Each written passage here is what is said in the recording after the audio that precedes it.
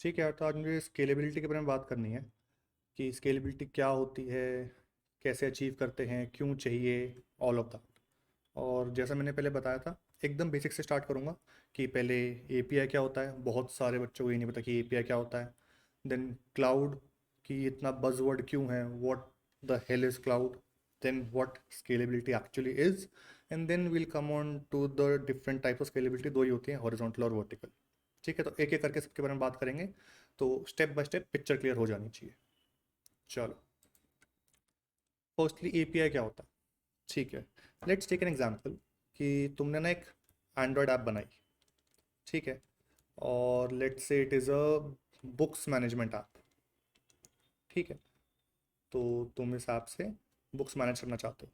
तुम्हारे एक Android app है जो कि एक सर्वर से बात करती है। सर्वर एज इन, तुमने एक सर्विस लिखी हुई है जो कि लेट्स से पाइथन में है, पाइथन जांगो में, लेट्स से। ठीक है, तो तुमने ना इस सर्वर के अंदर चार फंक्शंस डिफाइन किए हुए हैं। क्या फंक्शन है? गेट बुक्स, और ऐड बुक, और डिलीट बुक, और अपडेट बुक। ठीक है, तो ये जो तुम्हारी एंड्रॉयड एप्लीकेशन है, इसको जब भी कुछ भी चीज़ें मैनेज करनी होती हैं, अपडेट करनी होती है, डिलीट गेट जो भी करना होता है, ये सर्वर को कॉल मारता है और सर्वर को बोलता है कि भाई ये काम कर दे।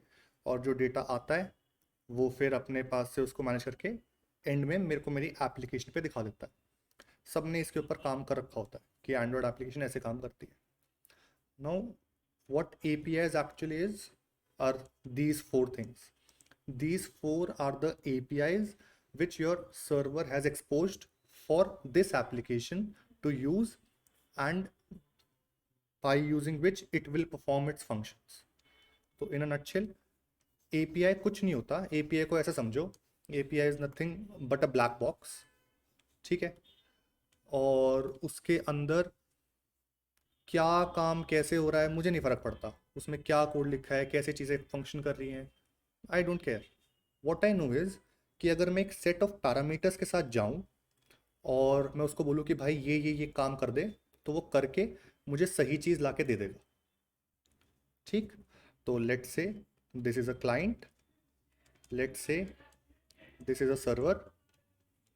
ठीक है, तो क्लाइंट ने एक रिक्वेस्ट करा कि भाई ये काम कर दे।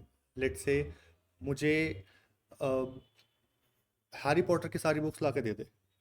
ठीक है, तो ये सर्वर अपने अंदर कैसे काम कर रहा है आई डोंट नो, बट इसके पास ना एक एपीआई है, एक मेथड है जो इसने एक्सपोज कर रखा है जिसका नाम है गेट हैरी बुक्स। तो मैंने इस मेथड को कॉल करा है, इसके जो भी पैरामीटर्स थे उनके साथ। ये मेरी रिक्वेस्ट है और ये मुझे एक रिस्पॉन्स ला के दे देगा। अगर सक्सेस हुआ तो सारी बुक्स ला के दे देगा, फेल हुआ तो फेलियर कोड आ जाएगा। तो API is nothing but a contract कि हाँ, अगर क्लाइंट इस कॉन्ट्रैक्ट को अबाइड करते हुए मुझे एक रिक्वेस्ट करेगा तो मैं अपने अंदर जाऊंगा, अपने सर्विस के अंदर जो भी चीज़ होंगी वो फंक्शन करके I will give a proper response. तो this is nothing but an API. ठीक, चलो, नेक्स्ट कम्स इज क्लाउड। चलो, अब तुमने ये जो ऐप बनाई थी, ठीक है, अब तुमने इसके लिए जो सर्विस बनाई थी वो तुम्हारे लोकल मशीन के ऊपर है। तो ये मेरा लैपटॉप है, तो इस लैपटॉप के ऊपर मेरा ये सर्वर चल रहा है। ठीक है, all good. Now what I want is कि ये सर्वर ना मेरी मशीन पे ना चले, कहीं और चले, कि ये 24 घंटे चलता ही रहे। This is a very layman example कि मेरी मशीन पे ना चले, मैं अपनी मशीन को फ्री रखता हूँ, और कहीं और चले, कहीं XYZ मशीन के ऊपर मेरा सर्वर चल रहा हो। ठीक है, तो what cloud is nothing but कि जैसी तुम्हारी मशीन है ना, सिमिलरली दुनिया के किसी कोने में एक मशीन रखी हुई है और उसके ऊपर तुम्हारा सर्वर काम कर रहा है। और मेरी जो एंड्रॉयड एप्लीकेशन थी वो अब मेरे माई सिस्टम, ये है माई सिस्टम, और ये है cloud system. Cloud system is nothing but a random system kept anywhere in the world. मुझे नहीं पता कहाँ रखा है, बस रखा है। तो अब ये रिक्वेस्ट यहाँ ना मार के ना, यहाँ मारेगा, बस सिर्फ इतना फ़र्क है कि वो सर्वर मेरे मशीन पे होस्ट ना होके किसी और सर्वर पे कहीं और होस्टेड है, बस। ठीक। Now this is cloud on a very very very abstract view.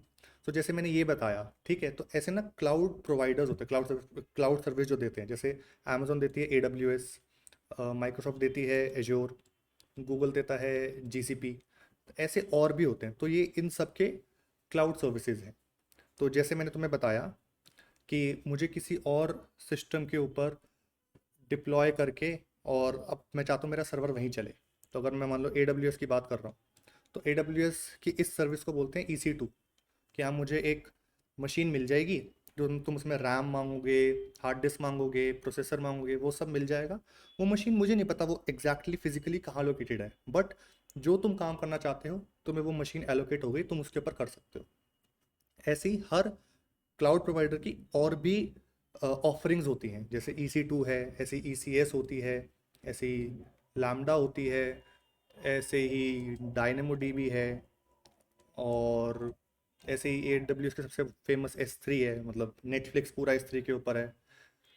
ऐसे ही बहुत सारी प्रोवाइडिंग है, ऐसे ही एज्योर की बहुत सारी हैं, ऐसे ही GCP की हैं, ऐसे ही अलीबाबा क्लाउड भी होता है, सब बहुत सारे हैं ऐसे।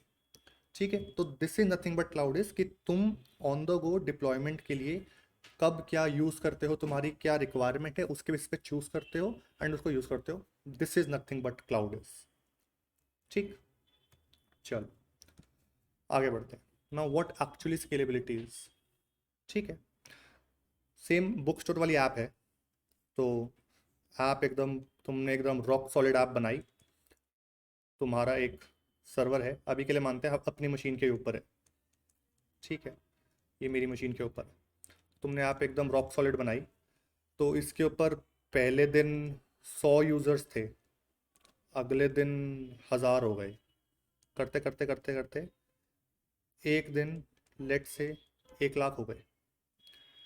अब तुम्हें मैंने लास्ट टाइम बताया था कि हमारी जो मशीन है उसके कुछ रैम है, उसकी कुछ स्टोरेज है, उसके अंदर कुछ हार्डवेयर की चीज़ें हैं कि हाँ भाई इससे ऊपर ही सर्व नहीं कर पाएगा। तो अगर एक रिक्वेस्ट को 2 MB स्पेस चाहिए, 2 MB रैम, कुछ रोम चाहिए, तो there is a upper limit of request than that my computer can handle, that my server can handle. लेकिन तुम्हारी ऐप तो बहुत बढ़िया हो गई है, अब तो इसके ऊपर 1 लाख यूज़र्स हैं, अगले महीने 10 लाख आने वाले हैं, एक दिन 1 करोड़ आने वाले हैं। तो भाई मेरी मशीन ये सारे हैंडल ही नहीं कर पाएगी। तो दैट इज़ अ प्रॉब्लम ना, कि यार आप तो बहुत बढ़िया बना दी, लेकिन अब वो रिक्वेस्ट मेरा सर्वर हैंडल ही नहीं कर पा रहा। This is a problem of scalability. भाई अब मेरे पास रिक्वेस्ट इतनी सारी आ रही हैं हर दिन, how do I serve them all, provided कि रिक्वेस्ट फेल नहीं होनी चाहिए, रिक्वेस्ट को ज़्यादा टाइम नहीं लगना चाहिए, रिक्वेस्ट फेल हो जाए तो मुझे कुछ सही आउटपुट देना चाहिए, मतलब all those business requirements are there, but मुझे सारी रिक्वेस्ट ढंग से तसल्ली से सर्व करनी है। ठीक। This is the problem of scalability, कि भाई अब ये सारी रिक्वेस्ट सर्व करने के लिए तुम अपने सर्वर को क्या करो, क्या करो अपने सर्वर के साथ कि भाई साहब सारी रिक्वेस्ट सर्व हो जाए। ठीक। तो जो पहला सबसे बढ़िया सॉल्यूशन दिमाग में आता है, विच इज़ कि भाई मेरा एक सिस्टम था जिसके अंदर 8 GB रैम थी, 256 GB SSD थी। थोड़े से पैसे खर्च लो भाई, इसको बड़ा बना लो, 16 GB, और बड़ा बना लो 32 GB, और बड़ा बना लो 64 GB, और बड़ा 128 GB। लेकिन मेरी रिक्वेस्ट तो बढ़ती जा रही है ना, number of request per day तो पर आवर पर मिनट बढ़ती ही जा रही हैं। तो there will come a time जब ये सारी वर्टिकली एक्सटेंडेबल चीज़ें ख़त्म हो जाएंगी, कि भाई रैम इससे ज़्यादा बढ़ ही नहीं सकती, रोम इससे ज़्यादा बढ़ ही नहीं सकती, तब तुम्हें कुछ और सोचना पड़ेगा। ठीक। तो now let's talk about the types of scalabilities. ठीक है, पहले बात करते हैं vertical scalability. What vertical scalabilities, जो अभी हमने अभी बात करी, कि भाई मेरे सिस्टम में 2 GB रैम थी, अब वो मैंने 4 कर दी, फिर 8, 16, 32 करते करते 256 GB की तो मेरी रैम हो गई। पता नहीं इतनी पॉसिबल होती भी नहीं होती, but there will come a time जब इससे ऊपर नहीं कर पाओगे। तो this is one type of scaling कि हाँ अपने अपना सिस्टम और महंगा और महंगा और महंगा कर लो। Other type of scaling is कि एक मेरा सिस्टम है, एक मैंने अपने दोस्त का ले लिया और एक और दोस्त का ले लिया। This is my system, this is friend one, this is friend two. अब जो मेरी ऐप है, बहुत मतलब हज़ारों लोग मेरी ऐप यूज़ कर रहे हैं, करोड़ों रिक्वेस्ट आ रही हैं, तो मैं थोड़ी सी रिक्वेस्ट यहाँ से सर्व कर दूँ, मतलब सेम सर्वर यहाँ पे है, सेम सर्वर यहाँ पे है, सेम सर्वर यहाँ पे है, तो मैं थोड़ी रिक्वेस्ट यहाँ पे सर्व कर दूँ, थोड़ी रिक्वेस्ट यहाँ से सर्व कर दूँ, थोड़ी यहाँ से कर दूँ, फिर अगर और रिक्वेस्ट आती हैं तो मैं एक और दोस्त का सिस्टम ले लूँ, and so on and so forth. तो this is what is called as horizontal scaling, कि हाँ एक सिस्टम से बात नहीं बन रही थी, मैंने सिस्टम हॉरिजॉन्टली बढ़ा दी। वर्टिकल स्केलिंग क्या थी कि मेरे सिस्टम से बात नहीं बढ़ रही थी, मैंने उसके स्पेक्स बढ़ा दिए, उसको वर्टिकली स्केल कर दिया और कर दिया और कर दिया और कर दिया। तो इन दोनों के कुछ प्रोज कुछ कॉन्स हैं, तो उनके बारे में बात कर लेते हैं एक बार। ठीक है, तो यहाँ मान लेते हैं, पहले लिख लेते हैं ये अपना हॉरिजॉन्टल, ये अपना वर्टिकल। और हॉरिजॉन्टल में हमने कहा कि मेरे बहुत सारे मशीन्स हैं, वर्टिकल में मैंने बोला एक एक बड़ी मशीन है मेरे पास। ठीक है, पहला पॉइंट है load balancing. What load balancing as the word says, कि भाई अब मेरे पास मेरी ऐप से रिक्वेस्ट आ रही हैं, हाउ डू आई नो कि ये रिक्वेस्ट इस मशीन पे देनी है कि इस मशीन पे कि इस पे कि इस पे कि इस पे। ये प्रॉब्लम सॉल्व करनी पड़ेगी ना, कि हाँ हर रिक्वेस्ट जो आ रही है वो किस मशीन पे जानी चाहिए। वर्टिकल में तो प्रॉब्लम ही नहीं है, एक ही मशीन है, सारी रिक्वेस्ट उसी के ऊपर जाएंगी। तो लोड बैलेंसिंग हॉरिजॉन्टल में संभालनी पड़ती है, वर्टिकल में नहीं संभालनी पड़ती। ठीक, next is single point of failure. What this means is, मान लो कि मेरे एक सिस्टम की मेमोरी लिमिट एक्सीड हो गई, या फ्यूज़ हो गया, या ख़राब हो गया, कुछ भी, ये मशीन ख़राब हो गई, कोई बात नहीं, ये सब तो आज भी सर्व कर ही रही है ना। तो ये, तो जो ये रिक्वेस्ट सर्व कर रही थी वो सब मैं इनके ऊपर भेज दूंगा कि भाई ये वाली मशीन ख़राब हो गई है, अब तुम सर्व कर दो। तो हॉरिजॉन्टल में वो इशू नहीं आता कि अगर एक मशीन ख़राब हो गई कोई बात नहीं, बाकी सब मशीन्स मिलके उसका लोड संभाल लेंगी। वर्टिकल में अगर यही ख़राब हो गई, प्रॉब्लम आ गई ना, तो इन दैट केस हमारा सिस्टम ख़त्म हो जाएगा, सिस्टम चलेगा ही नहीं, फिर हमें इसको पहले ठीक करना पड़ेगा, और उस टाइम के लिए हमारी रिक्वेस्ट सर्व ही नहीं होगी। ठीक, next is consistency. Consistency as in कि जो चीज़ ये वाला भाई दे रहा है और जो चीज़ ये वाला भाई दे रहा है, दो मशीन्स हैं, दोनों के ऊपर सेम सेट ऑफ कोड है, तो जो चीज़ ये वाला भाई दे रहा है और जो चीज़ ये वाला भाई दे रहा है एकदम सेम होनी चाहिए, ये मुझे मैनेज करना पड़ेगा।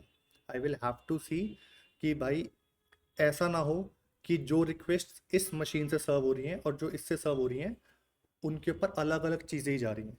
मतलब there are more advance things in this, कि एटॉमिक चीज़ें होनी चाहिए, और डेटाबेस में कुछ डाल रहे हो तो इसने अपडेट कर दिया तो ये ना कर पाए, लॉकिंग एंड ऑल, वहाँ नहीं जा रहा। इसको एकदम एक्सट्रैक्ट लेवल पे समझो अभी, कि हाँ भाई जो चीज़ ये मशीन दे रहा है वो चीज़ इसको भी देनी पड़ेगी, दोनों में इनकन्सिस्टेंसी नहीं होनी चाहिए, वो मुझे मैनेज करना पड़ेगा कि मेरे सारे यूज़र्स को डेटा एकदम सेम मिले, कहीं कोई फ़र्क ना हो। ये प्रॉब्लम यहाँ पे है ही नहीं, यहाँ पे तो एक ही मशीन है, तो सबके लिए सेम ही बात है। ठीक है, नेक्स्ट ये हो गया, ये हो गया, ये हो गया। फिर हार्डवेयर लिमिट की मैं बात करूँ फटाफट से। हार्डवेयर लिमिट तुम्हें मैंने बताया था कि वर्टिकल स्केलिंग एक लिमिट तक हो सकती है, तुम एक मशीन को एक लिमिट तक वर्टिकली स्केल कर सकते हो, उससे ऊपर नहीं कर सकते। ठीक, हॉरिजॉन्टल स्केलिंग में ये इशू नहीं है, मेरे पास और रिक्वेस्ट आ रही हैं और लोड बढ़ रहा है, एक और दोस्त के सिस्टम मंगा लेता हूँ, एक और दोस्त। तो यहाँ पे जो मैं दोस्त बोल रहा हूँ, this is called as getting nodes in a cloud service. की मैंने क्लाउड को बोला कि भाई मेरा लोड बढ़ गया, मुझे एक और नोड दे दे, एक और सिस्टम दे दे, और वो मेरी रिक्वेस्ट सर्व करने में हेल्प करेगा, एक और नोड दे दे, वो मेरे रिक्वेस्ट सर्व करने में हेल्प करेगा। तो हार्डवेयर लिमिट वर्टिकल में है, हॉरिजॉन्टल में नहीं है। ऑनबोर्डिंग अगेन आसान सी बात, तुम और तुम्हारे दो दोस्त एक प्रोजेक्ट के ऊपर काम कर रहे हो, ठीक है। कल को मैं भी आता हूँ कि भाई अब मुझे भी तुम्हारे साथ काम करना है, ठीक। तो वर्टिकल में क्या होता है कि तुम्हें मुझे सब कुछ सिखाना पड़ेगा कि पूरी पिक्चर कैसे काम कर रही है, सारे कंपोनेंट्स, एक एक चीज़ समझनी पड़ेगी, मुझे टाइम लगेगा ऑन बोर्ड होने में। हॉरिजॉन्टल में क्या होता है कि मशीन्स अलग अलग हैं, तो हर मशीन, हर सर्विस अलग अलग चीज़ संभाल सकती है कि यार ये सिर्फ ऑर्डर संभाल रही है, ये सिर्फ लोडिंग पेज संभाल रही है, ये सिर्फ पेमेंट संभाल रहा है, ये सिर्फ ऐड संभाल रहा है। तो सर्विसेज अलग अलग हो गई हैं, वो कर सकते हैं हम इसके अंदर काम। तो इन दैट वे ऑनबोर्डिंग यहाँ पे थोड़ी सी आसान रहती है वर्टिकल से, ठीक। Next is network. कुछ नहीं, वर्टिकल में एक मशीन में सब कुछ हो रहा है, एक ही मशीन में सारी सर्विसेज सब कुछ है। तो भाई नेटवर्क कॉल तो कुछ होगी नहीं, सेम मशीन के अंदर जाना है तो सब कुछ फटाफट फटाफट हो जाएगा। यहाँ पे इस मशीन से रिक्वेस्ट इस पे आएगी, इससे इस पे आएगी, इससे इस पे आएगी, तब मेरा पूरा फ्लो बनेगा। ये जब हम माइक्रो सर्विसेज के बारे में बात करेंगे तब ज़्यादा समझ में आएगा, अभी एकदम एब्स्ट्रैक्ट लेवल पे समझ लो, ठीक है। तो ये जो मल्टीपल कॉल्स आ रही है over the network, these are slower than the calls that take place within a system. तो यहाँ पे वर्टिकल स्केलिंग जीत जाता है हॉरिजॉन्टल स्केलिंग से, ठीक।